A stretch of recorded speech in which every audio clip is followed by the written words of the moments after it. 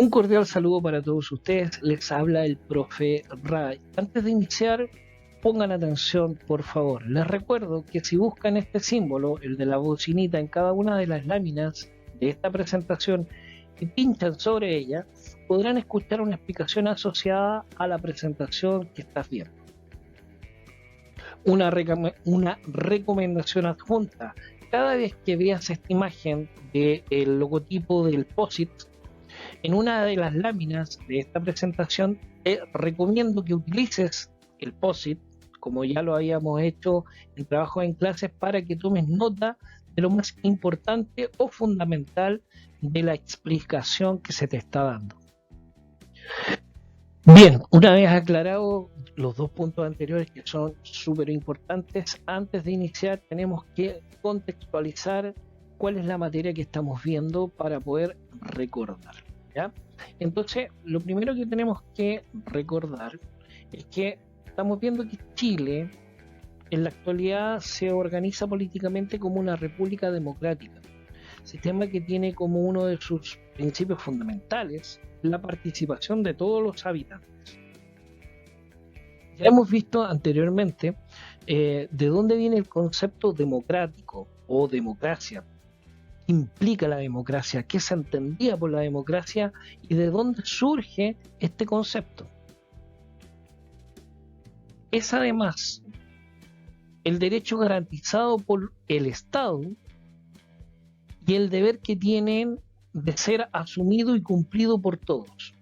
Este es el concepto más fundamental y general del principio democrático que se aplica en Chile. Ya nos hemos podido dar cuenta de que anteriormente la democracia estaba sujeto a un cierto parámetro que es muy distinto a lo que conocemos en la actualidad.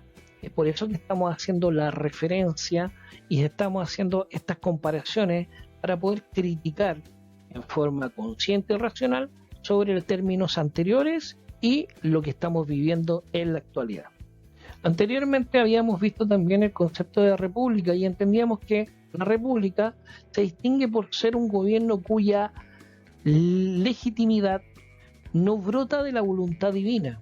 ¿Qué quiere decir eso? No viene de Dios, sino de la voluntad de toda la comunidad. ¿Qué quiere decir eso? Que somos nosotros, el pueblo, quien elegimos, donde no impera la imposición arbitraria de una sola persona. Esto quiere decir que no hay una sola persona quien determine todo lo que hay que hacer, sino la ley discutida por los mejores ciudadanos. En este caso, en el caso particular de Chile, esto se da en el Congreso, un gobierno en el que hay una institución donde los cargos públicos son temporales y rotativos y que para su funcionamiento todos los individuos deben participar. Eso es lo que debemos entender entonces hoy por hoy, que es la república. Y en la democracia el fundamento, o sea, lo que establece, lo que soporta el concepto de democracia, es el reconocimiento de la dignidad de las personas humanas. Son libres y conscientes de su libertad. Tienen la facultad de decidir y elegir. La democracia es la forma de organización social y política que mejor garantiza el respeto, el ejercicio y la promoción de los derechos humanos. La democracia, al igual que los hombres y las mujeres, es perfectible. ¿Qué quiere decir esta última palabra? Perfectible quiere decir que siempre se está perfeccionando.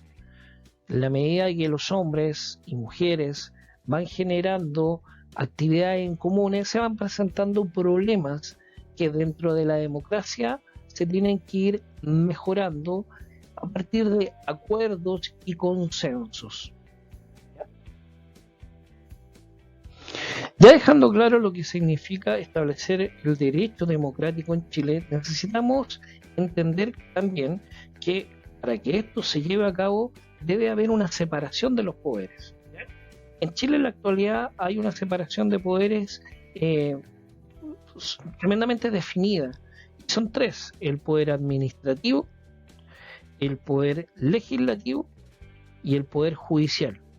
El administrativo corresponde al gobierno, el legislativo corresponde al Senado y el judicial corresponden a los tribunales. Pero veamos qué nos dice un pensador francés del siglo XVIII, conocido como Montesquieu, respecto a esto. Dice: cuando los poderes legislativos y ejecutivos se hayan reunidos en una misma persona o corporación, entonces no hay libertad. Claramente, si hay una pura persona que tiene todo el poder, no puede haber libertad. Esa única persona tendrá la disposición de establecer quién vive, quién muere, sin tener que dar cuenta a nadie. Por ende, no existe una libertad. Además dice, porque es de temer que el monarca o el senado hagan leyes tiránicas para ejecutarlas del mismo modo. Así sucede también cuando el poder judicial no está separado del poder legislativo y del ejecutivo. Estando unidos al primero, el imperio sobre la vida, la libertad de los ciudadanos sería arbitrario. Estando unido al segundo, esto sería literalmente una tiranía.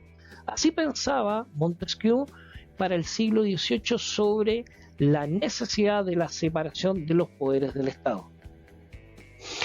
Entonces, recapitulando, veamos la división de los poderes. Te aconsejo que vayas anotando esto en tu post-it. Entendemos entonces que el poder ejecutivo, según el artículo 24 de nuestra constitución política, dice que el gobierno y la administración del Estado corresponde al presidente de la República. ¿Quién es el jefe de Estado? Su autoridad se extiende a todo cuanto tiene por objetivo la conservación del orden público en el interior y la seguridad externa de la República. Esto es lo que dice nuestra Constitución respecto al poder ejecutivo. ¿Qué dice nuestra Constitución respecto al poder legislativo?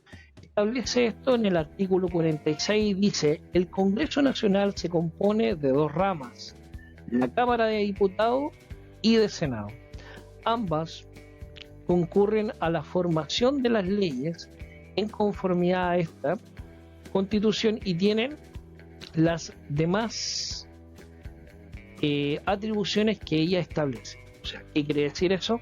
Que va a ser en el Congreso Nacional.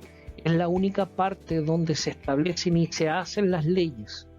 Si no hay Congreso, no hay leyes. Y al no haber leyes, no hay libertad. Y por último, analicemos lo que dice la Constitución chilena a partir de la definición de poder judicial.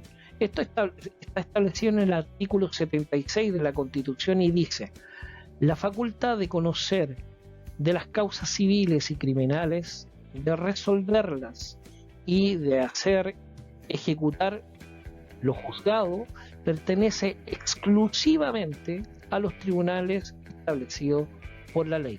¿Qué quiere decir eso?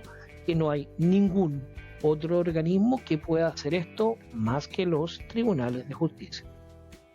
Ok, ya clarificado todo lo anterior, entramos en materia. El objetivo de la clase del día de hoy viene a ser el siguiente: explicar los múltiples antecedentes de la independencia de las colonias americanas y las causas internas y externas.